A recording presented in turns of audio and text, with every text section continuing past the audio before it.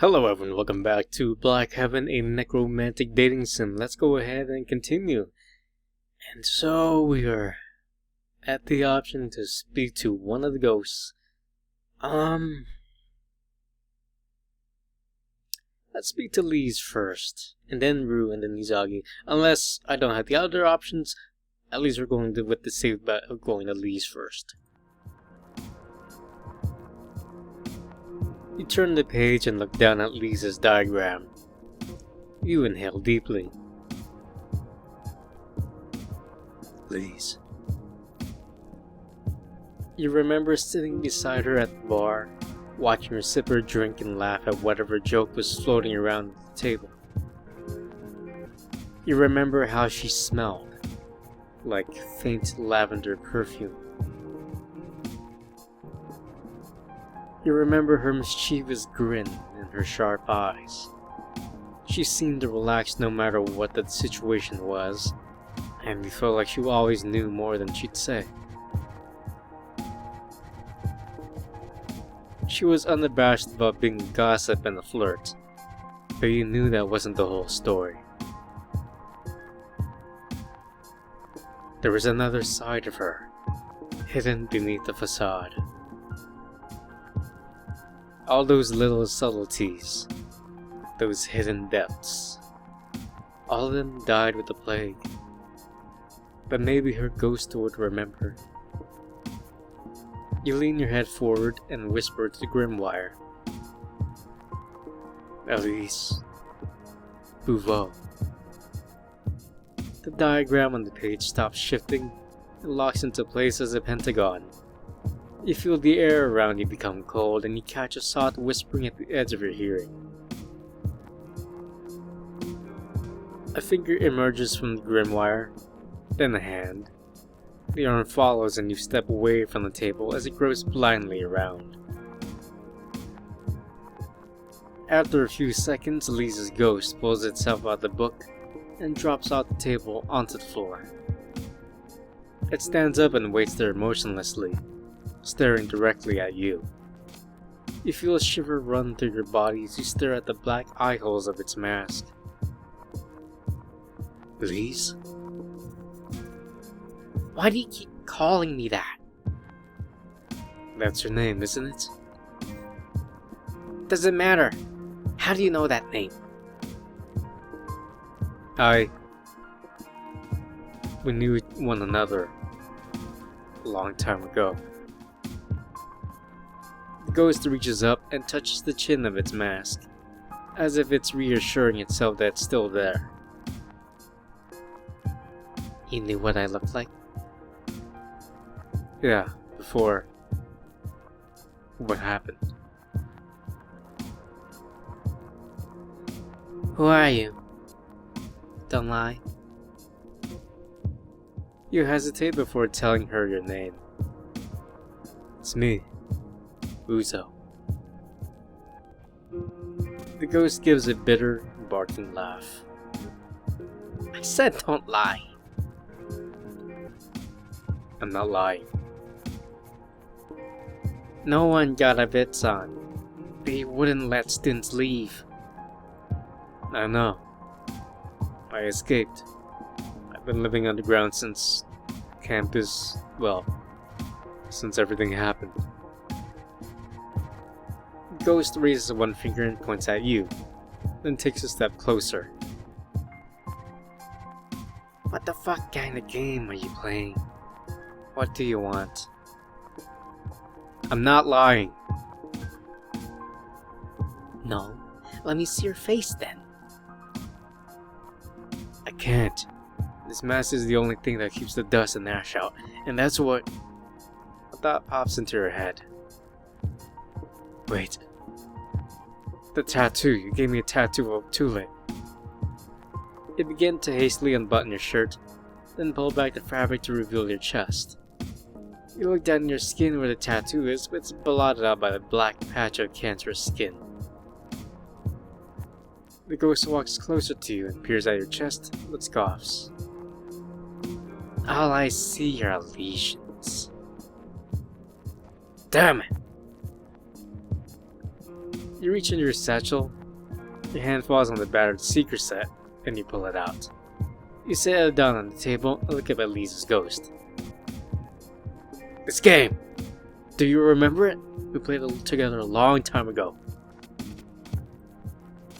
You were trying to get better at it so you could win bets against other students here, remember? Lisa's ghost looks down at the board and runs its hand over it. I remember this, but saying that doesn't prove who you are. I'll make you a bet then. Oh, don't make me play it. I'm not good at it. Oh, thank you. Wait, no. You fumble with the notebook from your bag and rip out a page. Carefully fold and tear the ragged edges so that the page becomes a square. As the ghost watches in silence, you hastily fold an origami lotus. When you're finished, you hold out the paper lotus to it. If I really do know you, then I'll be able to predict your moves, even without seeing your pieces. The ghost looks at the paper lotus, then raises its hand. It hesitates, then takes the flower with its fingertips. No one can do that. I can. The ghost laughs amusedly and tosses the lotus onto the table. Fine, try it. You set up the pieces and cards, then sit down at the table. The ghost sits down across from you and folds its hands in front of it. Ow! You take a long strip of gauze from your bag and wrap it around your head a few times until you can't see any light through the makeshift blindfold.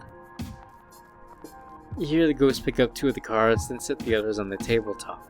You can't see which one's cards are left, but you know what Lisa always choose. Jita and Sai. If I remember right, you picked Jita and Sai because they interlock, which means your only blind spots are directly in front and directly in back. You hear the ghost grunt a little. Lucky guess. Or you heard me shuffle past the first few cards. You remember what I always picked, right? You take the card and draw out the Gunsen comma. Uzo picked the Gunsen comma. You tell your cards for it to reveal their faces. Just play the damn game. Uh-oh. We're going to go back here. Okay, we're going to play smart. We gotta play smart. So the back end, the front end, blind spots, but we can't sacrifice our king, can we?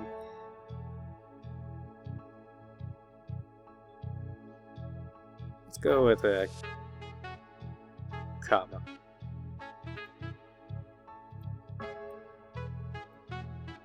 King is there.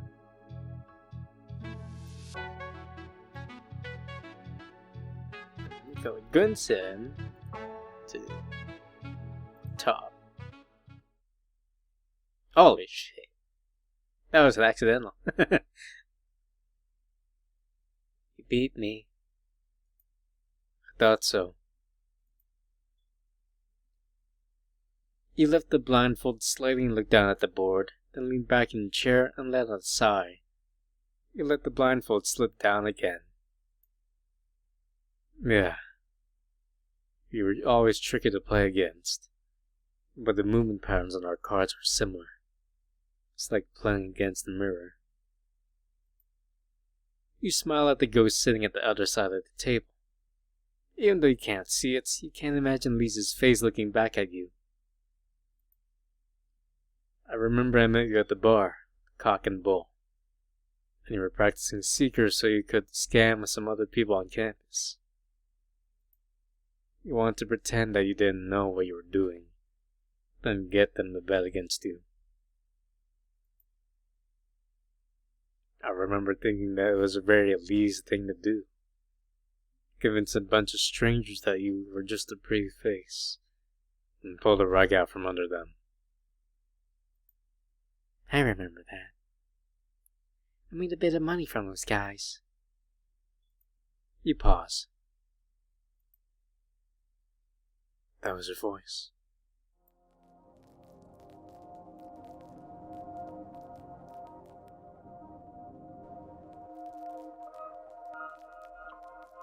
Please. You slip out the blindfold and look across the table to where Lise is sitting with her arms crossed. She's looking down at the board with a petulant expression, as if she's annoyed with the pieces. She looks just as you remember her, down to the wisps of red hair hanging from around her face. I made a screenshot of that. She got to see Lise again. She looks up at you, and you see recognition in her eyes. Oh, you. She stands up and walks around the table. You rise from your seat. She reaches out to touch you, but her hand goes to your cheek. You're here. You're real. Why can't I touch you? It's me. It's complicated. Lise glances around and makes a choking sound. It feels like I've been so... She peers at your face, and tries to part your shirt. You pull back the fabric so she can see your chest, still spotted with cancer. How are you alive? Everyone died. She stops mid-sentence and looks down at her hands. I can remember going to the infirmary, didn't I? The air around Lise is filled with a ripping sound, and you see little droplets of blood begin to condense in the air around her before falling to the floor. Is this surreal or just a dream? Am I dead or am I sleeping? It's okay, Lise, you're okay. Nothing's gonna hurt you. Hurt me? Lise's face shifts from terror to hatred. She takes a step back and looks at you up and down slowly.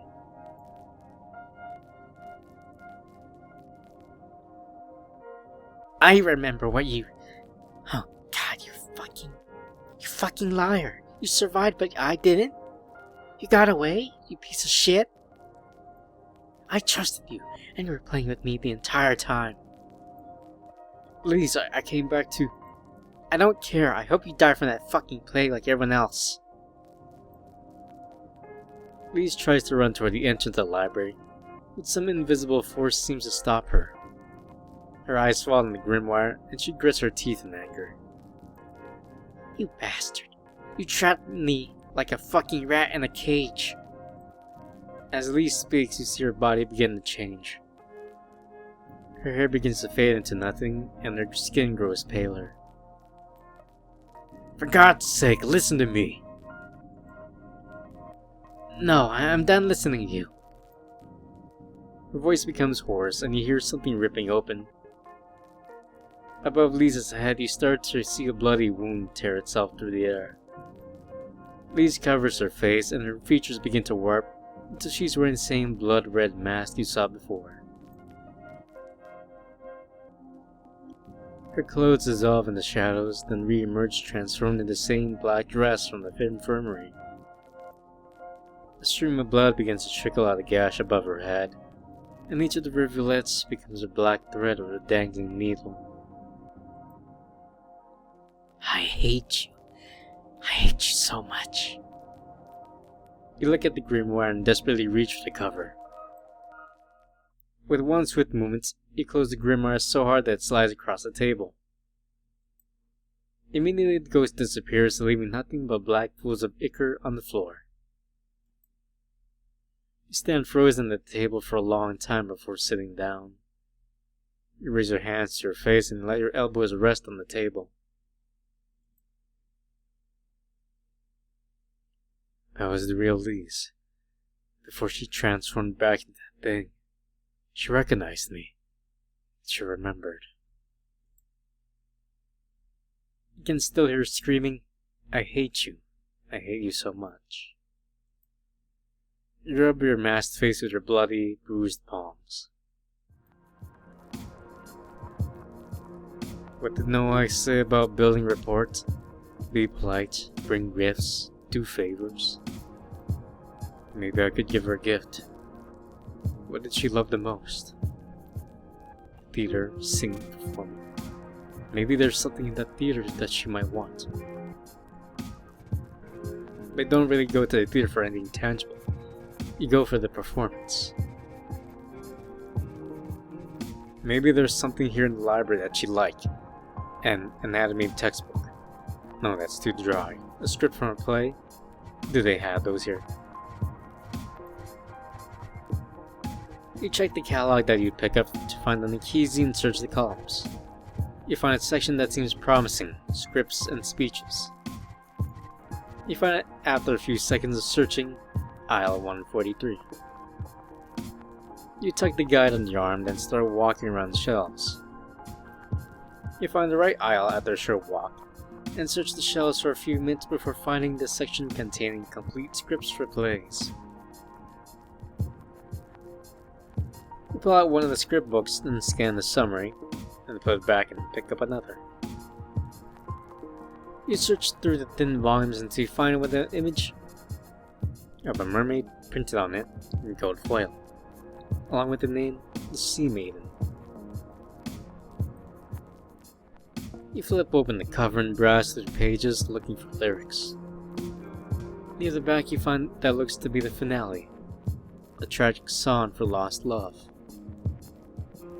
Once I dreamt I was a ship upon the sea, with the waves upon my breast and the stars in my eyes.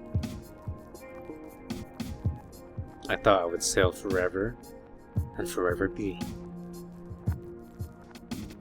at home between the sea and the sky. You read through the rest and realize that the song is being sung by the widow of a sailor, who is thought to be lost at sea. But according to the previous scene, he's actually eloped with a mermaid. You move on to the final stanza. When I hear, I love you, loneliness seems to grow. So still, I stand here on the cliffs and I pine. And how hollow to follow those words when you know it's the last time you'll see the stars shine. The scene ends with the widow leaping off the cliffs into the ocean to be with her love. Of course, he's now waiting for her in the afterlife. You flip the cover back and look over the full image of the mermaid. He betrayed her, but she stayed faithful to him until the end, and it was all for nothing. You close the folio and pull out another one, this one titled Red Rana. It has a black silhouette of a woman on it, with her red hair rendered in stunning scarlet.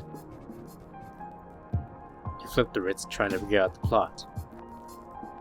The play begins with an introduction sung by the entitled character Rana, who seems to be a scrappy street urchin. And now, by way of introduction, a minor instruction in the art of seduction, delivered by a learned scamp and shameless tramp. An outcast from society, now a tenured professor of impropriety. You read through the rest and find that the story follows Rana as she tries to take control of the criminals and street folk in a sprawling, lower-class neighborhood.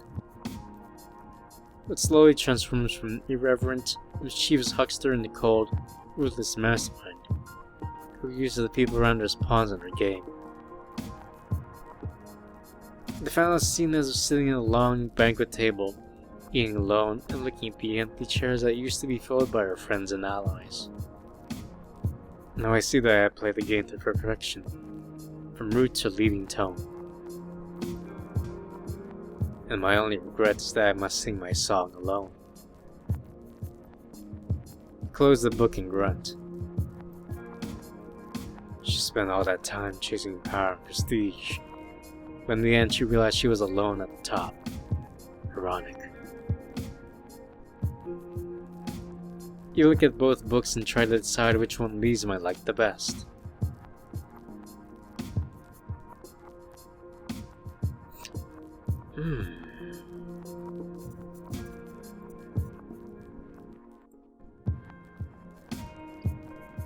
Let's try...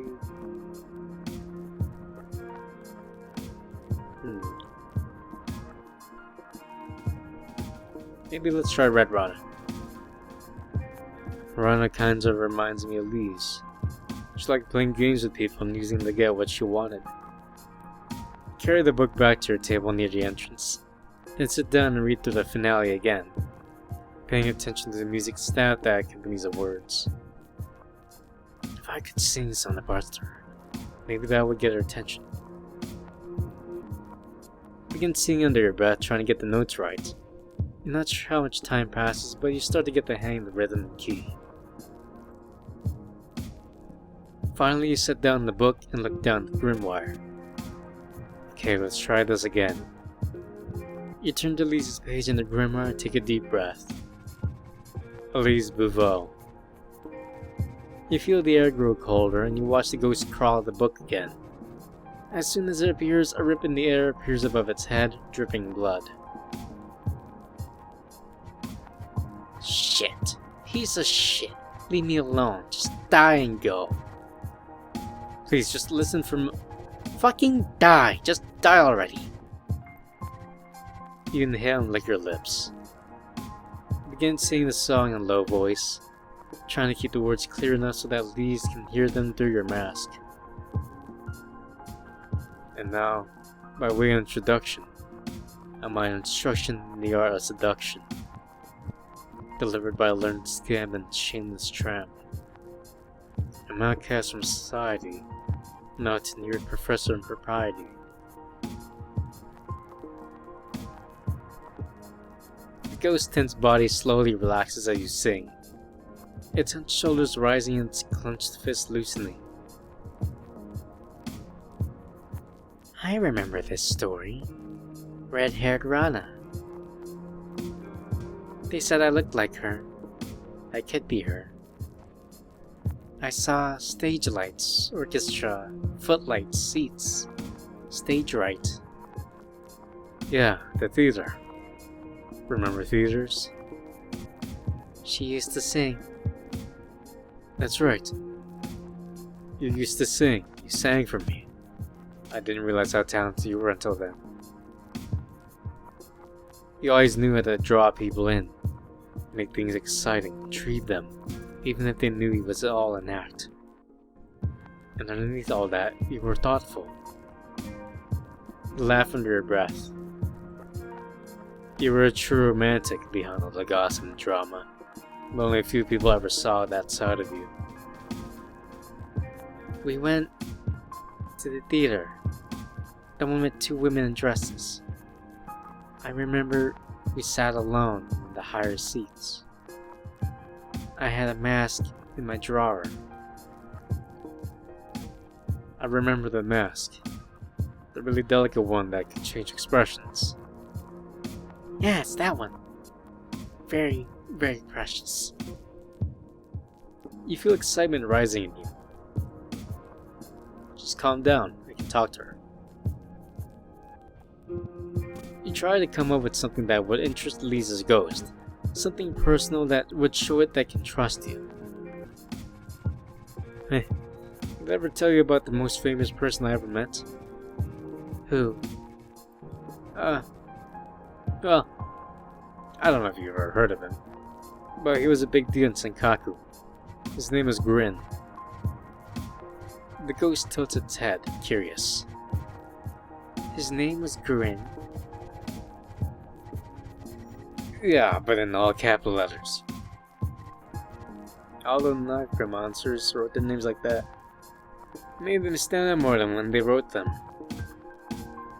Narcomancer. Yeah, why don't you sit down and I'll tell you about him. The ghost sits down in the chair opposite from me, but it seems like its movements are jerky and badly coordinated, almost like a puppet. It stares at you from across the table, its head still tilted to the side. So, back in Senkaku, necromancers are a dime a dozen. The dreaming drug Tazuma is still technically illegal, but no one cares. So, you get a lot of people trying to learn how to shape dreams. There's a hell of a lot of money in dreams.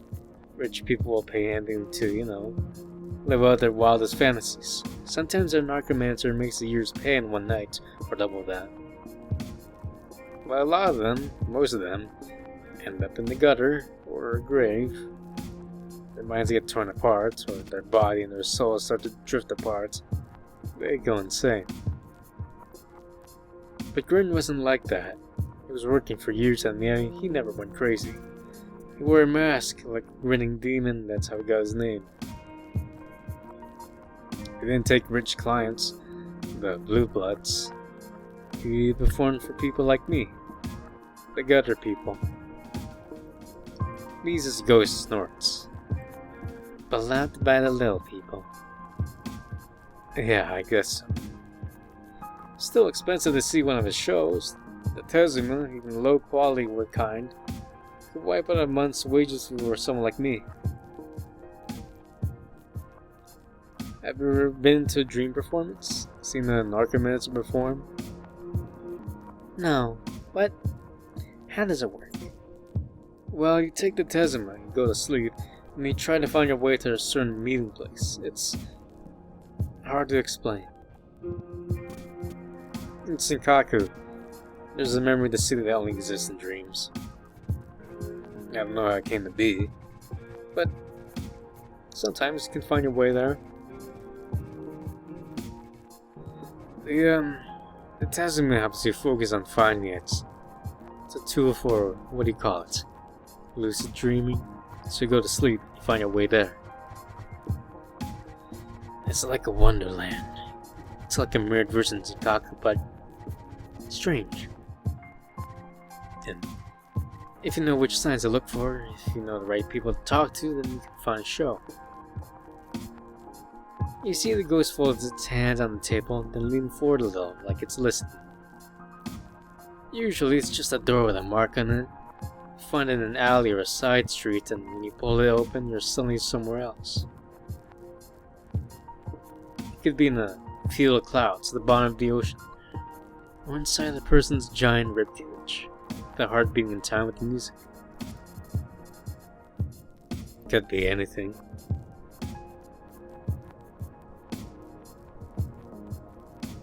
And the music would be going. But it was more than just a sound. You could feel it filling your body, like waking up old memories. That was how music should be. And Grin shows. They were the wildest. The music in the shows would literally tear you apart. You'd watch people's flesh get peeled back, then their muscles, until their whole room was just full of skeletons dancing. Because it's a dream. There really are no limits. Whatever he could imagine, he couldn't make it real. And the wildest part, the best part, when he really struck a chord of the song, he could sense it. He could see the emotions he was evoking. And he'd tweak the music, the rhythm, so everyone would feel the same thing. Everyone would feel the same hurt, the same excitement, the same ecstasy, whatever. And you could feel it. You could feel the people around you bleeding into you, and all those emotions so intense that it was like you were being torn apart on the inside too. But when you get torn apart, it's like being free of everything, of yourself, of all the limits in your mind. I would wake up the next day feeling sore and exhausted because I was dancing in my sleep. In my mind, I felt wrung out. You realize that you're smiling at the memory. Grin was a legend. I saw his name graffiti across Senkaku, and I thought to myself, he's a genius. He's probably some reclusive artist. No one could be Grin when it came to making you feel like you were free. And then I met him, not in dreams, in reality, in Senkaku. What was he like? Was he an artist? Your smile fades. He was a beggar. He had his mask.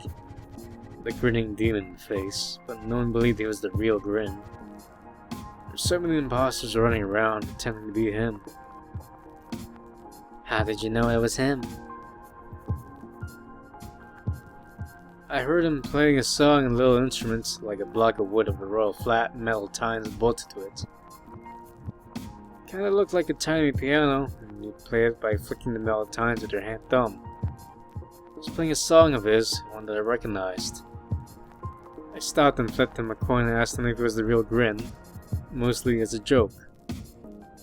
And he looked up at me with those eyes. I've never seen someone so tired, body and soul. He said, not right now, but tonight, maybe. You hear Lisa's ghost giggle. How intriguing. You smile a little at the ghost's enthusiasm. Yeah, I was intrigued. So I sat with him for a while in the street and talked. I told him I was his courier. He told me how he'd dig through trash cans looking for spare paper to write his songs on. After a while, I was convinced he could recount every detail about all the shows I'd been to, going back a couple of years. So I asked him, is there no way to convince people you're the real one? And he said, I don't care anymore. I've given up on that. They see me in their dreams and that's the real me. People need legends to believe in, because sometimes reality isn't enough. There's something else he said. It was like, people don't believe me, but they believe in me. What does that mean? It was like he was saying that this legend had grown beyond, and people believed in Grin, the genius, the maestro of dreams, this masked, anonymous figure. And maybe it was better that way. Because when you meet the guy himself, he's not everything you'd imagine him to be. He's just another person. But he was a person. There was a man behind it all doing these shows. Yeah, there was. And no one believed him. But he kept doing those shows. Is he still alive?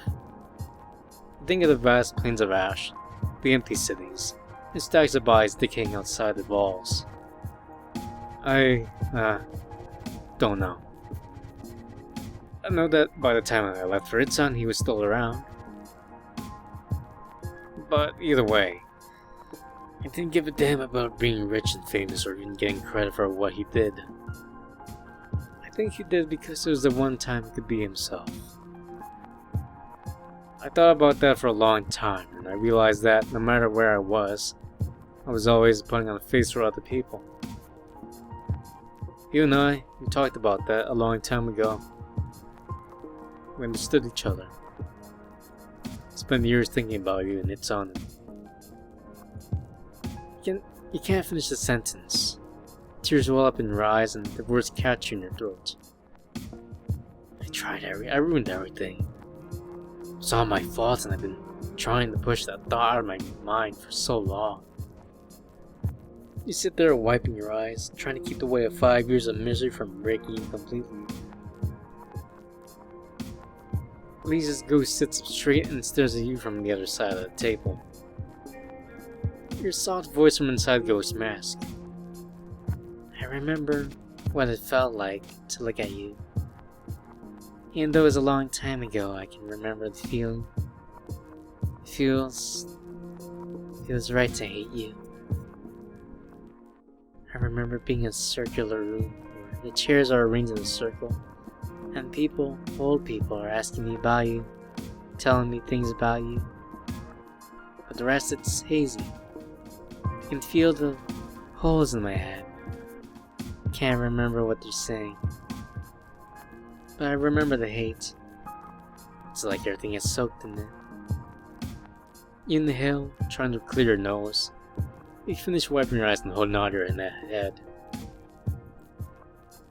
Why can't I remember? I feel like this is something I should remember. Because you're a ghost. You say the words quietly, tentatively, You know it's a risk to confront a ghost one with its own death. You have to try something.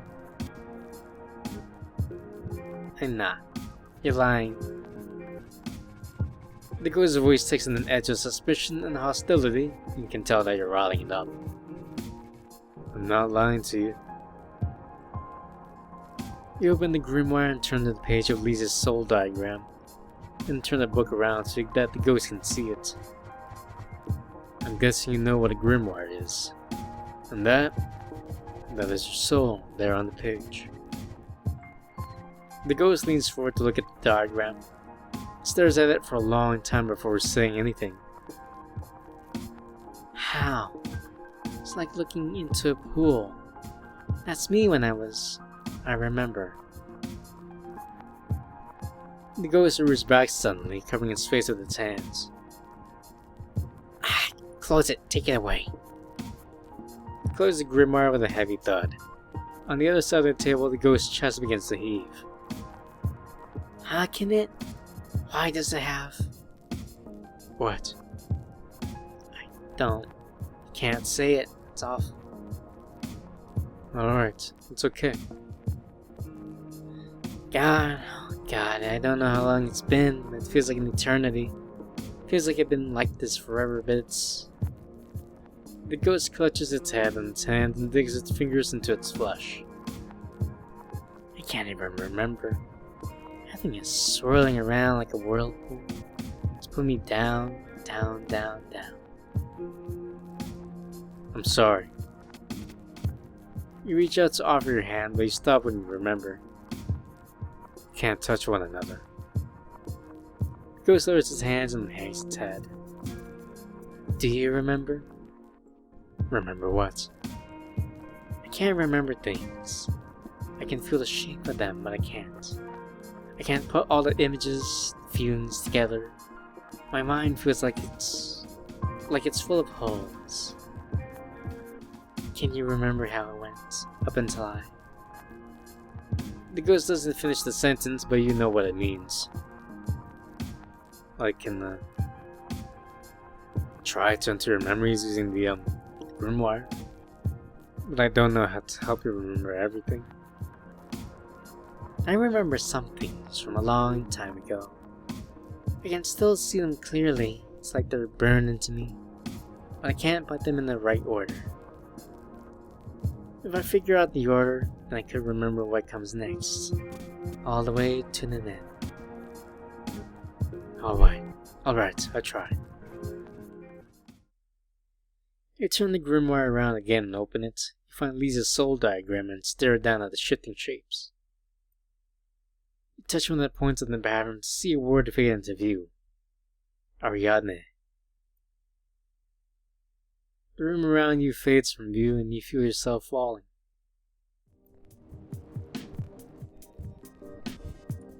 You hear the roar of applause and you feel the rumble of thousands of voices in your bones. When you open your eyes, you're standing there in one of the small private balconies in the lavish theater. In front of you is a polished wooden railing and 3 armchairs, a small table set between each seat. Below, lamps glow along the edge of the stage and along the aisles, where hundreds of people are finishing clapping. Down on the stage, the curtains are being pulled back and an orchestra begins to swell from somewhere in the darkness. You take a few tentative steps forward, then walk around the right side of the armchairs. Seated in the one that closest to you is a sophisticated woman in her 40s, wearing an opulent dress and enough jewelry to feed a family for at least a few years. On the other end is a tanned man of about the same age with a ruddy complexion, a thick black beard, and a fancy outfit that doesn't seem to fit him comfortably. Between them, Liz grips the arms of her chair and leans forward as the first performer walks onto the stage. She's wearing her Itsun uniform, as she looks like she did at the academy. Is that her? No, that's the narrator. Not quite. He'll tell you about what's coming next if you listen.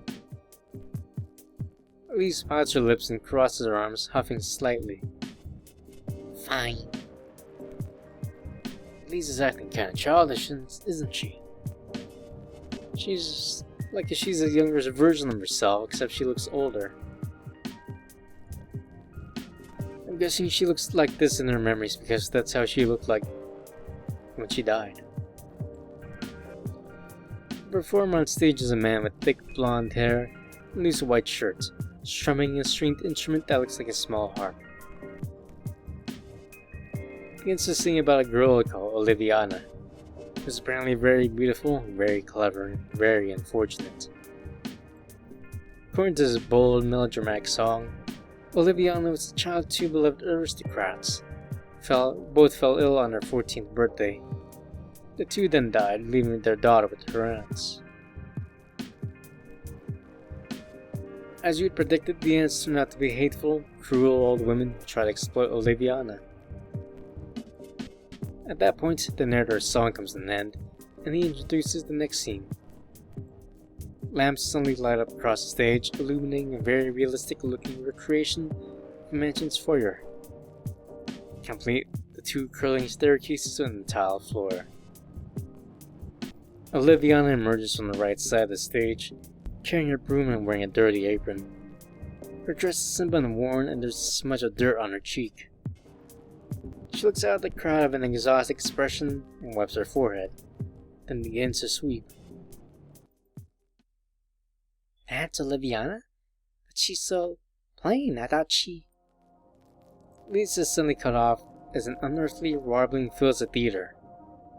They raise their eyebrows in surprise and realize that it's coming from the actress on stage. She's still sweeping, but her lips at parts to allow a wail that hangs in the air like a ghost. In that moment, you can hear everything in her voice, the anguish, the misery, and the hopelessness. Then it transitions into something else. The wail begins to rise and fall, and soon you recognize that she's singing a chain of words. I pray that there's someone who will take care of me. When I die while I rest, I pray there's someone who will set my heart free. Someone to hold when I'm tired. You look over at Lisa and smile at what you see. She's on the edge of her seat, nearly leaning over the railing to hear every word. She's absolutely transfixed by the singer, and as soon as the song draws to a close, she stands up and starts to clap. What are you doing? Sit down, you can't clap in the middle of the play. Lee sits back down, but it's as if she didn't hear her mother's words. She's already watching Olivia's aunts come down the steps to berate her. The three aunts are dressed in black clothes and heavy necklaces of rubies, emeralds, and sapphires. Their grating, nagging voices and wrinkled faces make them seem more like a trio of witches. The entire point of their course seems to be belittling Oliviana, and soon she leaves left crying in the heap on the floor. The curtains fall and the scene shifts to a parlor. Olivia is standing in front of her trio of aunts again, but they explain an elaborate drawn-out song that they plan to marry her off to the son of another family. Oliviana tries to object, but her pleas are drowned out. The story moves to her meeting her suitor for the first time, and Oliviana sings about how she can't love him, even though she's obviously very handsome. Scenes pass and the servants sing a song in a humorous little interlude led by a male butler named Torzo, and soon Oliviana finds herself falling in love with her groom-to-be. The second act ends with the two of them in the garden singing sweet nothings to one another. However, before the curtain falls, a servant arrives to announce the arrival of someone, another noble girl named Urania. As soon as the stage goes dark, Lisa leans over to her father and whispers a question. Who is Urania? I believe she's another girl who's in love with Tesserin, the young man. Well, he rejects her, doesn't he? Lisa's father gives her a mischievous smile and taps the side of his nose.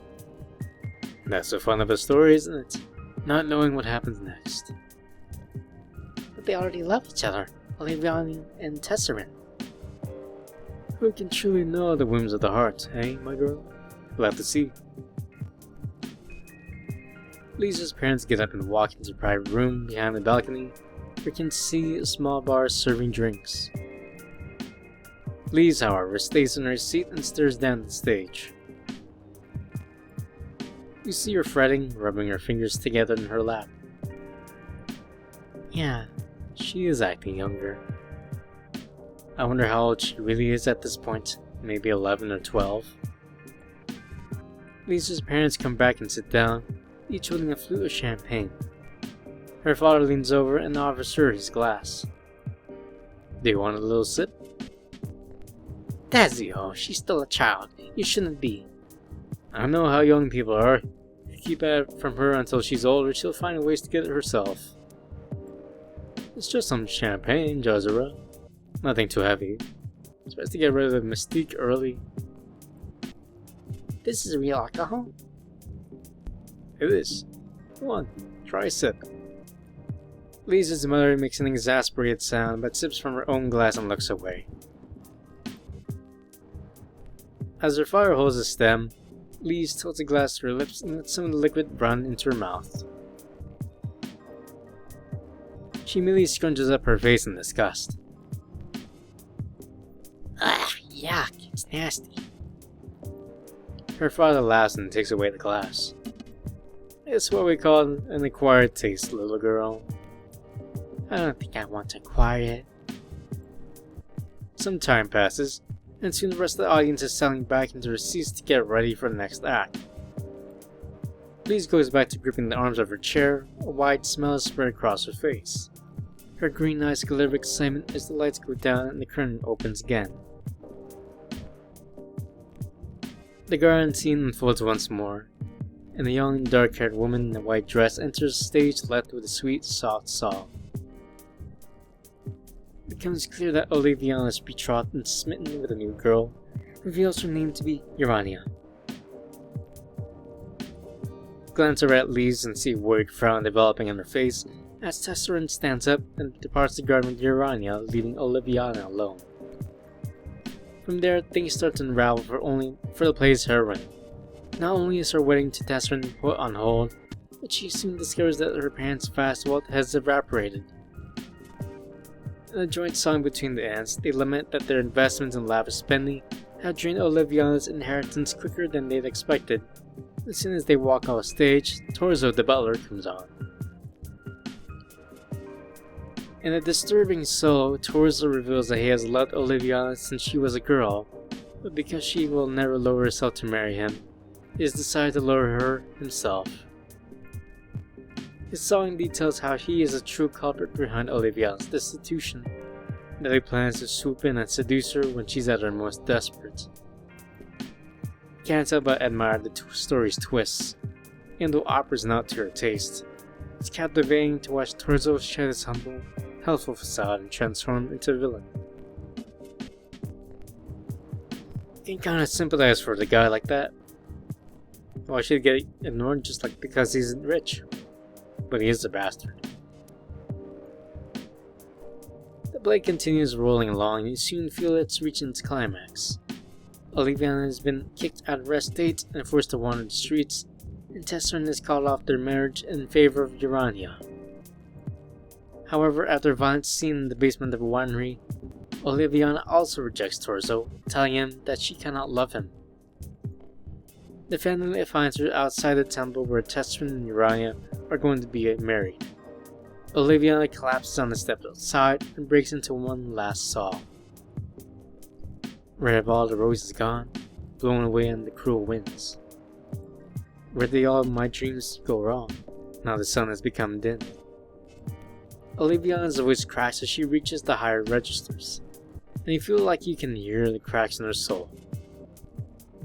She sings that the world is cruel, that no one can help her, and that she has only one way forward. To hold on to the hope that Tesserin still loves her, despite being penniless and disgraced.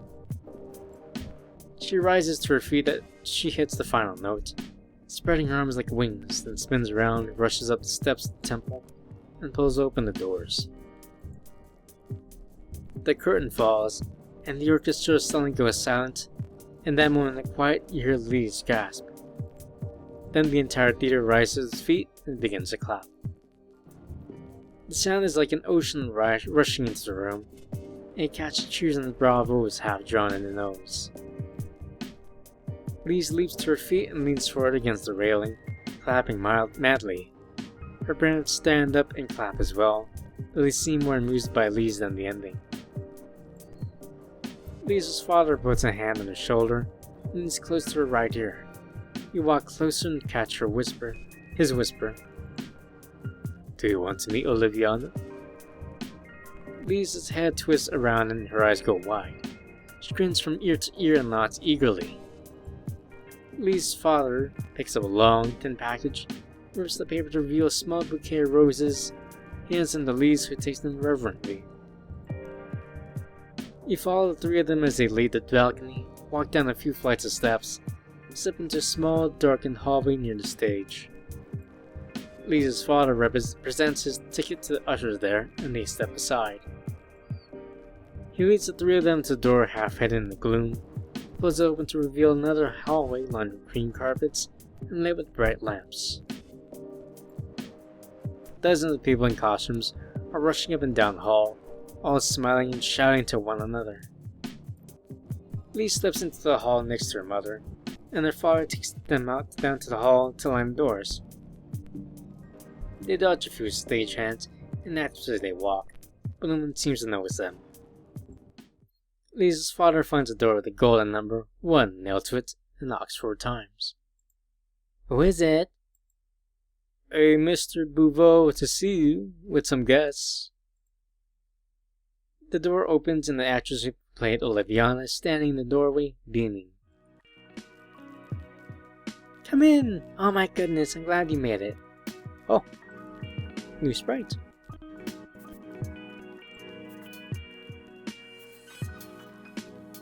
The trio steps inside the chamber, which is a table with 3 vanity mirrors, a large couch, a wardrobe, a round table, and several rugs covering the wooden floor. You walk inside and lean against the wall while Lise and her family take seats on the couch.